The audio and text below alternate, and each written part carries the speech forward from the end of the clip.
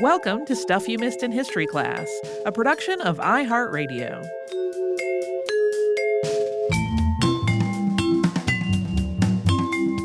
Hello and welcome to the podcast. I'm Tracy V. Wilson. And I'm Holly Fry.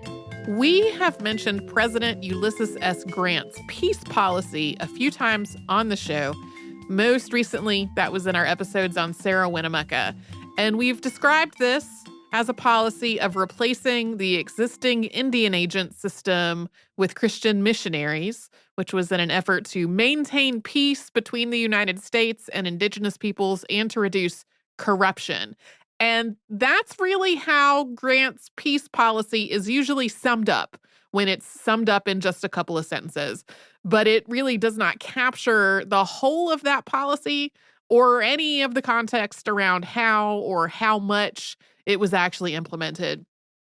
And one of the people who was instrumental in both the creation of this policy and its initial implementation was Commissioner of Indian Affairs Ely S. Parker. Parker was Seneca, and he was the first Indigenous person to be placed in a cabinet-level position in the United States, also the first Indigenous person to serve as Commissioner of Indian Affairs. His life and his legacy have some similar complexities to what we talked about in our episode on Sarah Winnemucca, maybe even more so. And he is who we are going to be talking about both today and in our episode on Wednesday.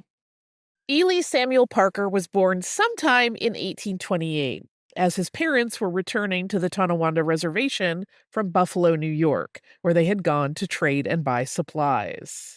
His father, William, or Jono Aistoa, had been a war chief and was the first Seneca to enlist with the U.S. Army during the War of 1812. His mother, Elizabeth Johnson Parker, was a clan mother. According to the family lore, the name Parker came from an English officer who had been adopted into William's family before he was born during the Revolutionary War.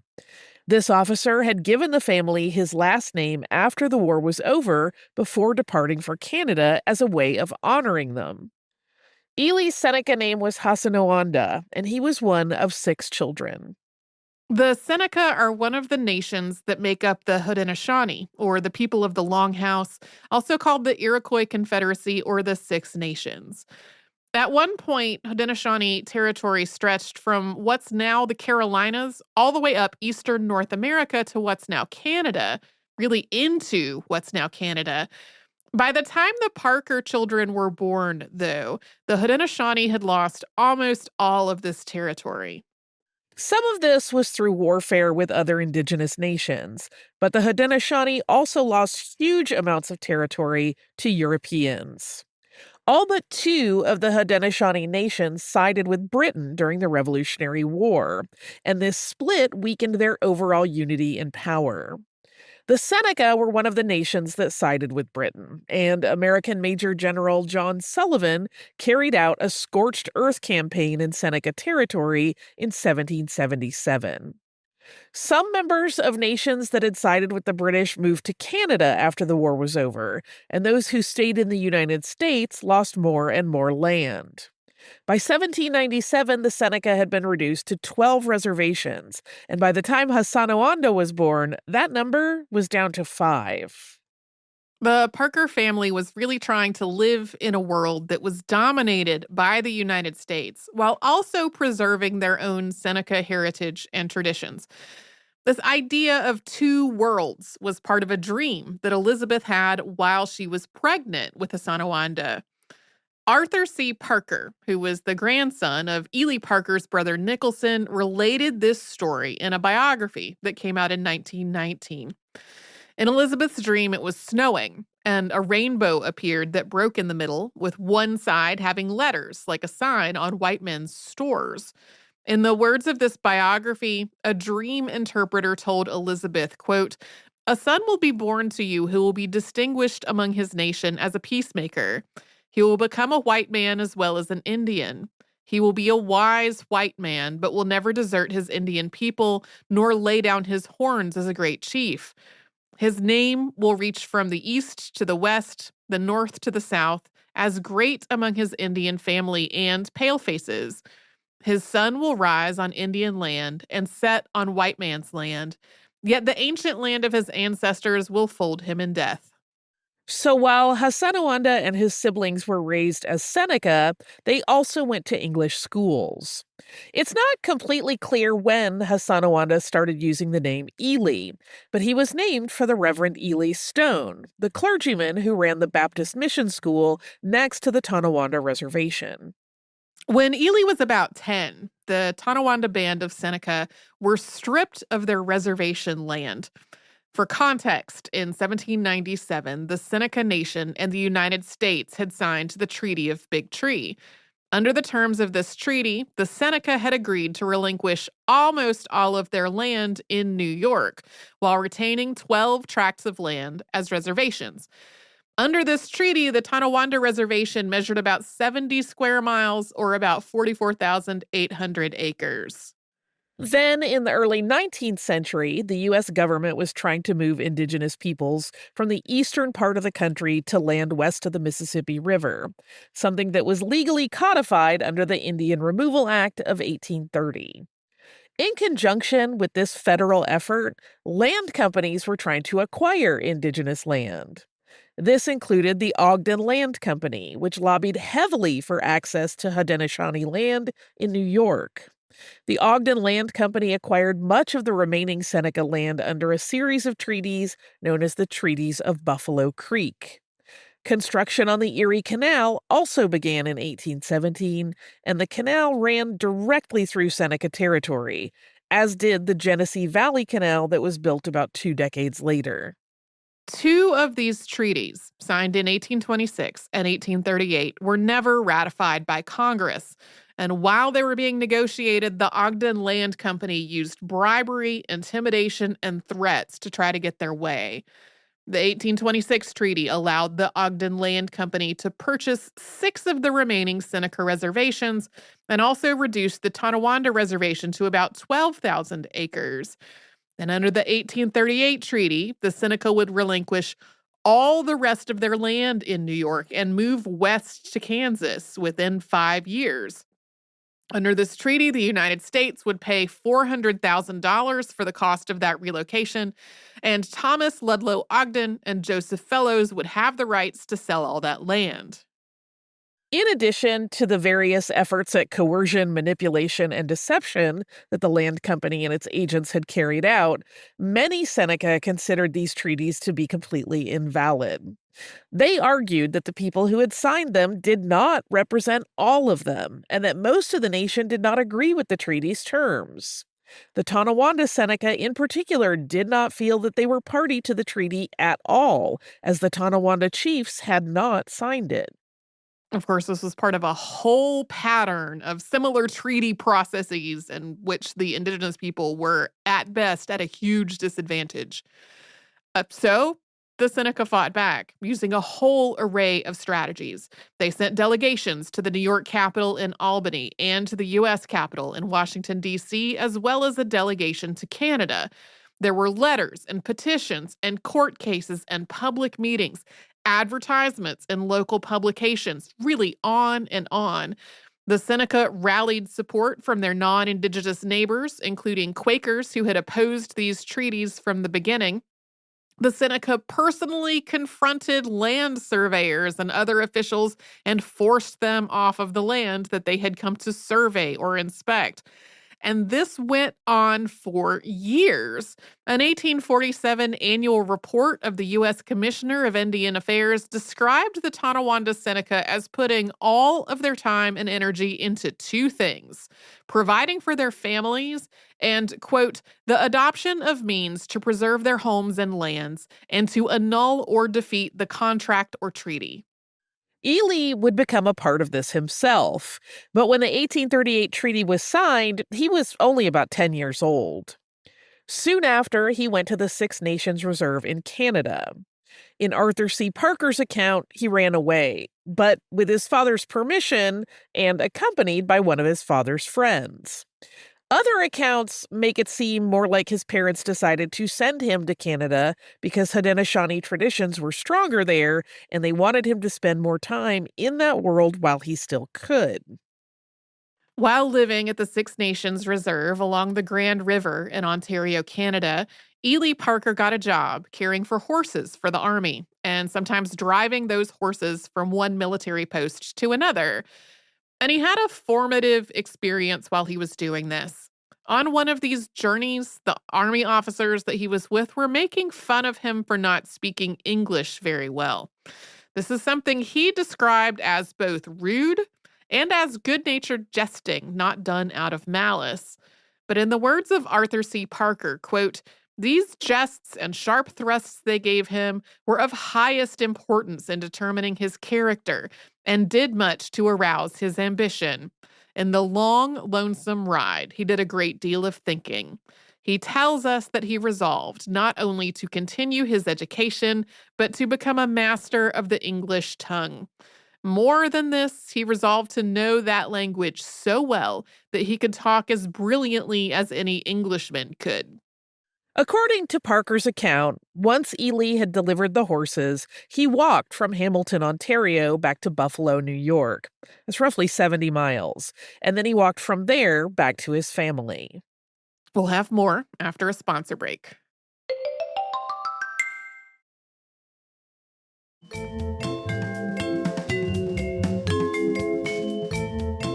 When Ely Parker arrived back in New York, the Seneca were still fighting to get their land back.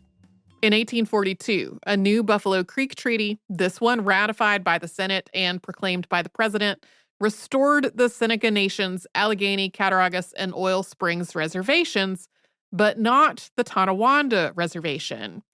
The Seneca could stay in New York only if they moved to one of those reservations that had been restored under this treaty, but many of the Tonawanda Seneca did not want to. They wanted to stay where they were, and they still believed the treaty that had stripped them of that reservation land was fraudulent.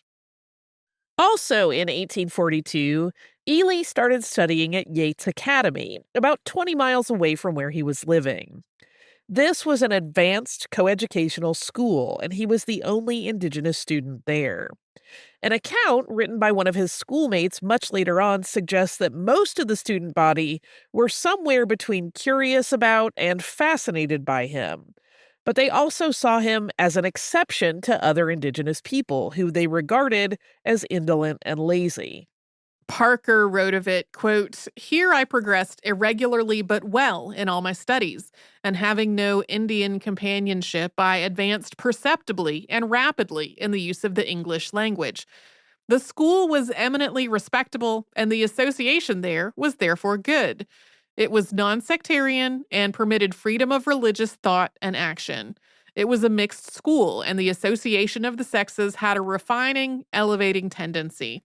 I can recall my stay here as among the happiest days of my youthful existence. His study of English at Yates Academy allowed Parker to become an active part in the negotiations on behalf of the Tonawanda Seneca. This started when he was only about 14 years old, and his brother Nicholson was part of it as well. Ely initially worked as an interpreter and carried messages among the delegates. He also met and started working with ethnographers Henry Rose Schoolcraft and Lewis Henry Morgan. Schoolcraft was also a geographer, and the U.S. government had commissioned him to study the Seneca on the government's behalf. In addition to providing Schoolcraft with information about the Seneca, Parker also used him as a source, basically getting him to confirm details that would help the Seneca build their legal case against the treaties of Buffalo Creek. For example, he asked questions like whether the Seneca had any concept of majority and minority prior to contact with Europeans, or whether they had made decisions only through unanimity. Schoolcraft's answer with this was unanimity, meaning that from a Seneca perspective, a treaty that was not unanimously supported would not be considered valid. Parker met Lewis Henry Morgan at a bookstore in Albany in 1844, and for the next 6 years, Parker was a major source for Morgan's anthropological research. This relationship and this work could really be an entire episode of its own. Morgan had a fascination with the Haudenosaunee that went beyond simple academic interest. He also wanted to be adopted into the Seneca, which eventually happened in 1847, in part because of his work against the Buffalo Creek treaties. A couple of years before meeting Ely Parker, Lewis Henry Morgan had also founded a secret fraternal society called the Order of the Gordian Knot, later renamed the Grand Order of the Iroquois. This order's initiation ceremonies appropriated indigenous cultures, including costumes and songs, and symbolically taking the names of past Haudenosaunee chiefs. Morgan eventually inducted Parker into this order, and Parker later revised those initiation ceremonies. They were already full of very heavy-handed stereotypes of indigenous peoples, and Parker made them even more over the top.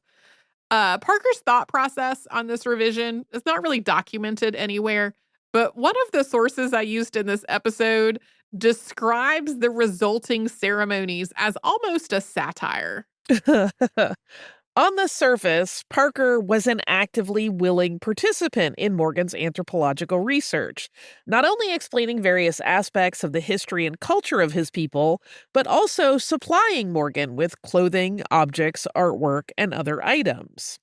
Parker also translated speeches by Haudenosaunee orators into English. He also did a lot of additional work on his own, creating documentation that Morgan didn't request or use. It's possible, based on all this, that Parker was thinking about writing a book himself someday. But at the same time, there were some fundamental differences in how these two men saw the Haudenosaunee. Morgan's general perspective was that everyone was similar and cultures were all connected. But from Parker's point of view, there were aspects of Haudenosaunee and European or American culture that were just fundamentally dissimilar. Also, Morgan had a lot of power when it came to Parker's opportunities and his future. Like in 1845, Parker enrolled at Cayuga Academy, which was an elite school that was also Morgan's alma mater. Parker's education there was paid for by a federal civilization grant, which was part of a federal program to pay for indigenous students' educations as a way to encourage them to assimilate with white culture. But it's likely that Morgan had a hand in Parker getting into that school. Unlike his time at Yates Academy, which seems to have been pretty happy overall, Parker faced a lot of racism and abuse at Cayuga. He wrote in one letter, quote, "Once or twice I have been severely abused, but I returned blow for blow with savage ferocity. Whether I gained the upper hand of my antagonist, I leave the public to decide. For mind you, these quarrels were public. Bad business, but it could not be helped." While studying there, he also felt like it was up to him to disprove all of the prevailing stereotypes of indigenous people as drunken and lazy. So he was driven to learn for its own sake and also to try to prove his worth. At the same time, he seems to have been a little bit sneaky, or at least willing to take some maybe less than ethical steps to keep up his academic performance.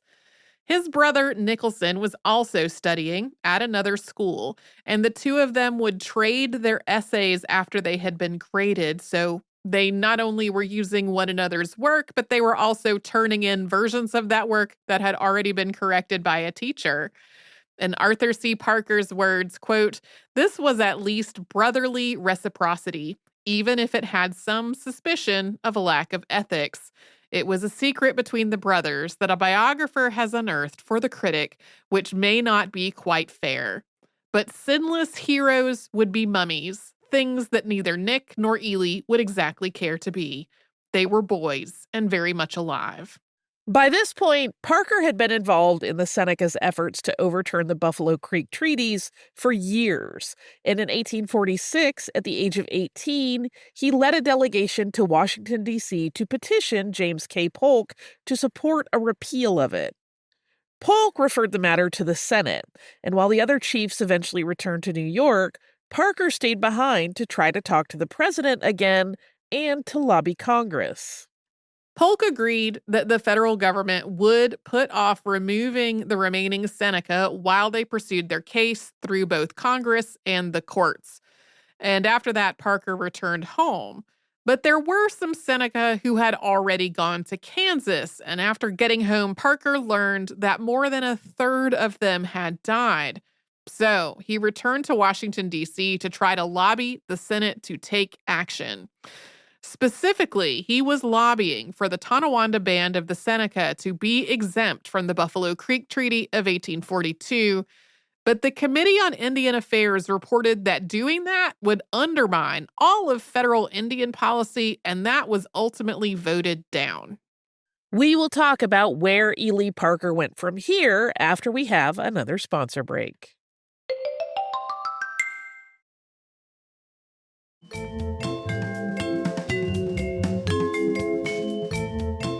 In 1847, Ely Parker joined the Batavia Masonic Lodge, which was the first of a series of Masonic lodges that he would be a member of over the course of his life. He was described as a very dedicated Mason. Considering all the time that he had spent working on things like treaty negotiations and advocating with Congress, it's probably not surprising that after getting back from Washington, D.C., he started on the path of becoming a lawyer. At this point, people became lawyers by either going to law school or through apprenticeships. And Parker got an apprenticeship at the law offices of Angel and Rice in Ellicottville, New York. But once he was ready to take the bar exam, he was denied because under New York law, only natural-born and naturalized citizens could do so. Indigenous people were not considered citizens of the United States. They were considered to be wards of the government. So he changed courses and decided to become an engineer. With Lewis Henry Morgan's help, he enrolled at Rensselaer Polytechnic Institute in Troy, New York. He then went to Rochester to work on the expansion of the Erie Canal. He continued to work as an engineer for the next several years. In 1851, Henry Louis Morgan published his book, League of the Haudenosaunee-Iroquois. He dedicated it to Ely Parker, writing, quote, "This work, the materials of which are the fruit of our joint researches, is inscribed, in acknowledgement of the obligations and in testimony of the friendship of the author." This was one of the first, if not the first, systematic descriptions of a tribal culture in North America, and it did give a whole lot of credit to Parker, although it was, of course, presented through Morgan's lens. The publication of this book is seen as a really foundational moment in the development of anthropology as a field in the United States. That fall, Parker was named one of the 50 chiefs of the Six Nations, also called Royaner, meaning caretakers of the peace. A lot of sources used in this episode, including the work of Arthur C. Parker, translate this title as sachem, which is an Algonquian word. And these chiefs are chosen by the clan mothers. Parker was given the title Donahogawa, or doorkeeper, along with a silver peace medal that George Washington had given to his ancestor Red Jacket as a symbol of peace between the Six Nations and the United States, and he often wore this medal at ceremonial events. The Tonawanda Band of the Seneca were still fighting against the terms of the earlier treaties of Buffalo Creek, and that fight had now been going on for 2 decades. They had filed 4 different suits against the Ogden Land Company with the help of attorney John H. Martindale, who would later go on to be the New York State Attorney General. 2 of these suits did not go in the Seneca's favor, but 2 of them did. One of the successful suits was against Joseph Fellows, who had a deed for Tonawanda Seneca land that came through the terms of the treaty. John Blacksmith had been living on that land and had built a sawmill, a dam, and other structures on it. Fellows had forced Blacksmith off the land at gunpoint, and Blacksmith filed suit for trespass, assault, and battery under an 1821 New York trespassing law. This went all the way to the U.S. Supreme Court. This 1857 Supreme Court ruling was not about whether the treaties of Buffalo Creek were valid, but whether Fellows had the right to remove Blacksmith from the land he had purportedly acquired. In the words of the Supreme Court ruling, quote, "The removal of tribes of Indians is to be made by the authority and under the care of the government. and a forcible removal, if made at all, must be made under the direction of the United States. So, Fellows, according to this ruling, did not have the right to forcibly remove Blacksmith, who was Seneca, from that land. The Ogden Land Company did not have the right to do that either. Only the federal government did. The other case was decided in New York a year later. John H. Martindale represented the Seneca in this suit as well. And this one was more broad. It was filed against Asa Cutler, John Underhill, and Arza Underhill, who claimed to hold title to Seneca land under the terms of the treaty. Upon hearing the evidence, the New York Supreme Court ruled that, quote, the Seneca Nation had not duly granted and conveyed the reserve in question to Ogden and Fellows. When the New York Court of Appeals upheld this decision, it referred back to the Supreme Court's verdict in Fellows versus Blacksmith. Neither of these cases overturned the treaty, though. They were really about, at their hearts, whether that 1821 trespassing law that underpinned both of these cases was constitutional or not. Addressing the terms of the actual treaty itself required going through Congress, and Parker took another delegation to Washington, D.C., and played a major role in developing their strategy when they did. The advocacy on the part of the Seneca and their allies ultimately led to a fourth Treaty of Buffalo Creek between the Tonawanda Band of the Seneca and the United States. By this point, and connected to all of this, the Tonawanda Seneca had split off from the other Seneca bands living in New York. The new treaty was signed at the Meeting House on the Tonawanda Reservation, with Charles E. Mix of the Bureau of Indian Affairs signing on behalf of the United States, and 5 men, one of them, Ely S. Parker, signing on behalf of the Seneca.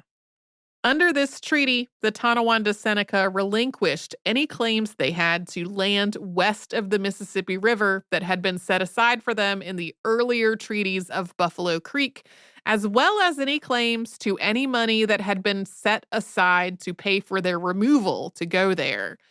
The United States would pay the tribe $256,000 in consideration of all those things that they were relinquishing any claims to. And the Tonawanda Seneca could use that money to buy back their land in New York. Ogden and Fellows would still have the rights to sell the land that the Tonawanda Seneca did not repurchase. There were some additional terms as well, but essentially the Tonawanda Seneca were able to reclaim about 7,000 acres of reservation land. This treaty was signed on November 5th, 1857, and it was later ratified by the Senate and proclaimed by President James Buchanan. So this meant that there were now 2 federally recognized Seneca tribes in western New York, the Tonawanda Seneca and the Seneca Nation, whose Allegheny and Cattaraugus reservations had been restored under the Treaty of Buffalo Creek of 1842. A third federally recognized Seneca Nation, the Seneca Cayuga Nation, is in Oklahoma. There's a whole additional history involving the Oil Springs reservation that we mentioned earlier. I feel like is separate from this whole episode, but this also meant that the Ogden Land Company and its agents didn't really face any kind of consequences for their actions leading up to the earlier treaties of Buffalo Creek or their actions after those treaties had been signed. In other writing later on, Arthur C. Parker described the $20 an acre that the Seneca paid for their land as blood money that rewarded the Ogden Land Company for its terrible behavior. The Tonawanda Seneca had also spent more than $5,000, which that's $5,000 in the mid-19th century, on this 2-decade fight to get their reservation land back. Although Ely Parker was a big part of this, afterward he became progressively less connected to the Tonawanda Seneca. He was appointed to oversee the construction of a federal customs house in Galena, Illinois, and he moved there the same year this treaty was signed. He wrote about feeling conflicted when visiting the reservation because he loved his family, but he also wanted to be back in Illinois with his friends. One of his friends that he met in Galena was Ulysses S. Grant, and we will be talking about that next time. In the meantime, I've got some listener mail. Fabulous. This is from Layla, and it goes back to our episode on Mammoth Cave and the Cave Wars.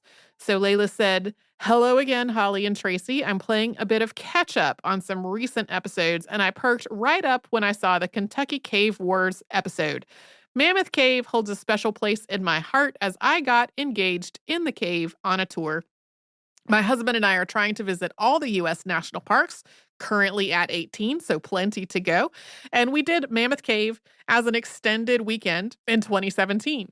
We did a lantern lit tour as part of our trip, which stopped in a section where the park rangers told us a story of how gentlemen would take rocks and throw them at the ceiling to make stars for their loves.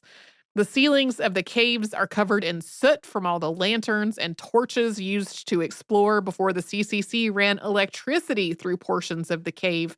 The underlying rock is white, so when a stone hit the ceiling, it would dislodge some soot, leaving a white spot or a star for the couple.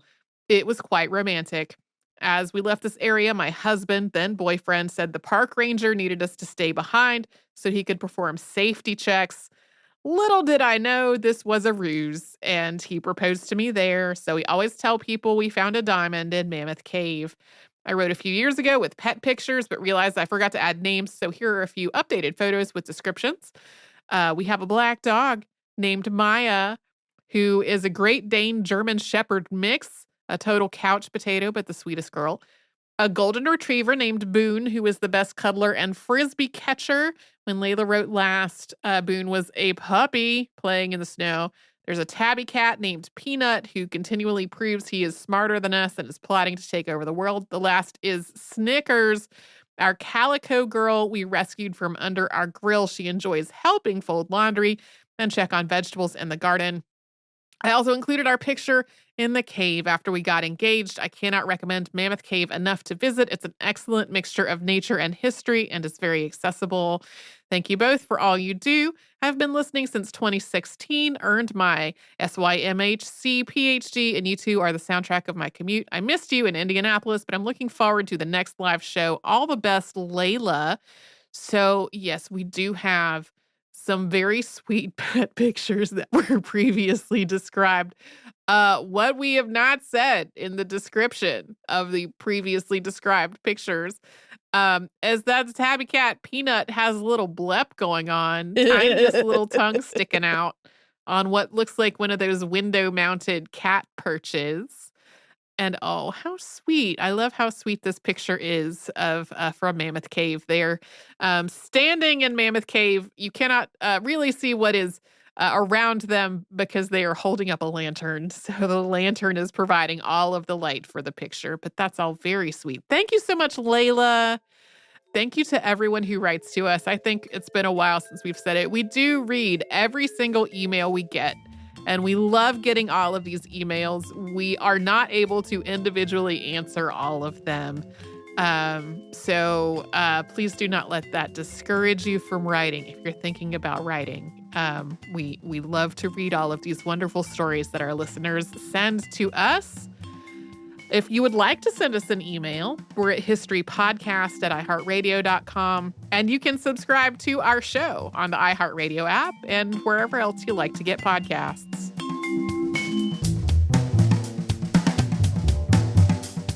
Stuff You Missed in History Class is a production of iHeartRadio. For more podcasts from iHeartRadio, visit the iHeartRadio app, Apple Podcasts, or wherever you listen to your favorite shows.